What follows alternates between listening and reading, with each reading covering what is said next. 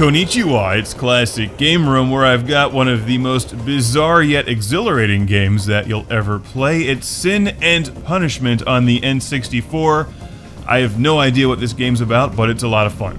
Good morning, Iron.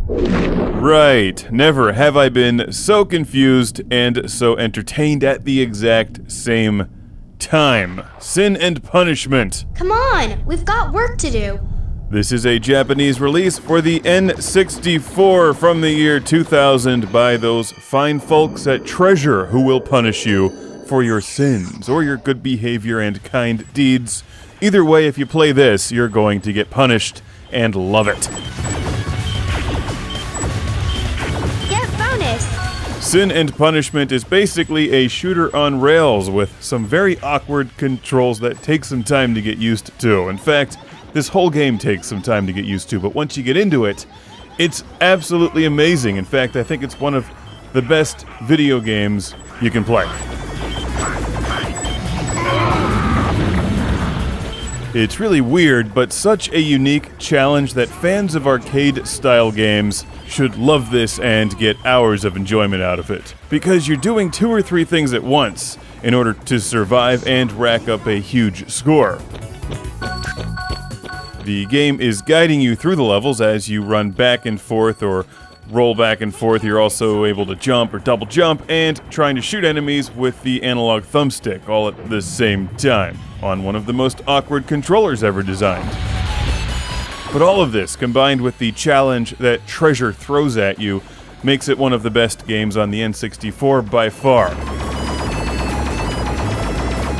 Think of it as a 3D vertical scrolling spaceship shooter, which is pretty much what Treasure's known for anyway. And it's got some great cutscenes with terrible voice acting that make absolutely no sense. Evil Pokemon, anyone? There's an enemy out there.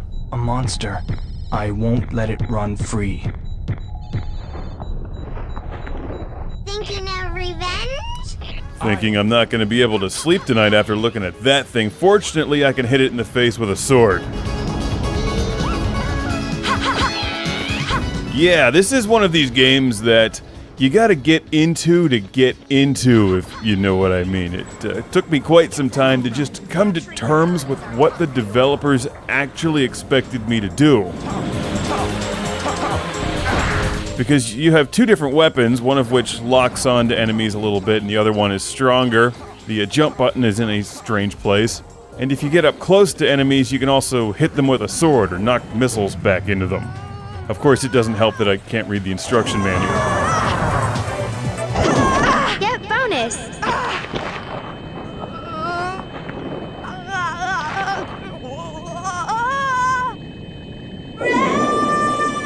Yeah, and I thought Akira was weird. But, you know, the gameplay is what steals the show here because it's addictive, it's fun, it's challenging, and at some point it'll just start to make sense. And I think you'll fall in love with Sin and Punishment. A sequel, or at least another game in the series, was released in the West on the Wii. However, Sin and Punishment was sent to Classic Game Room in a very international way, donated by Laurie in Finland and played on a Japanese N64 sent to the show by Felicity in England, plugged into a power strip that was probably made in China.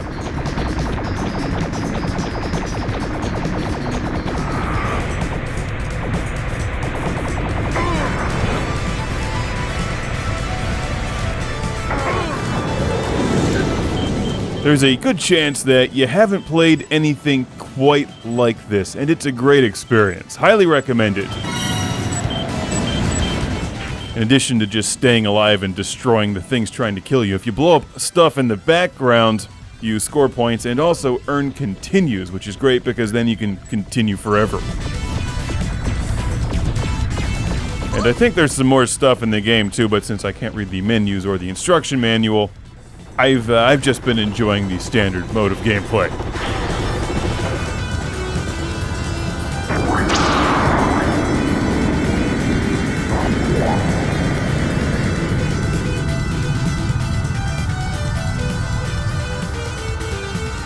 Is he dead?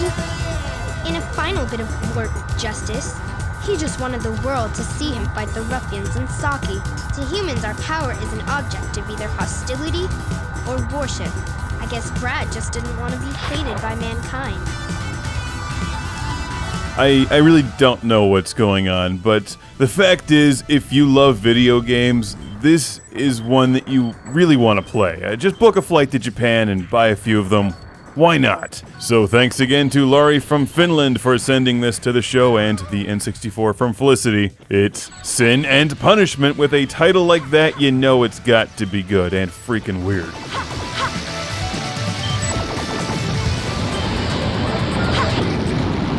And Classic Game Room has the best fans in the world, so thanks to all of you for making this review possible. I'll raise my giant glass of sake. Cheers. Is it safe to approach him? We're just little insects to Saki. He won't bother us. Hurry up and change him back to human form. Saki's just forgetting his human heart. I'll believe it when I see it.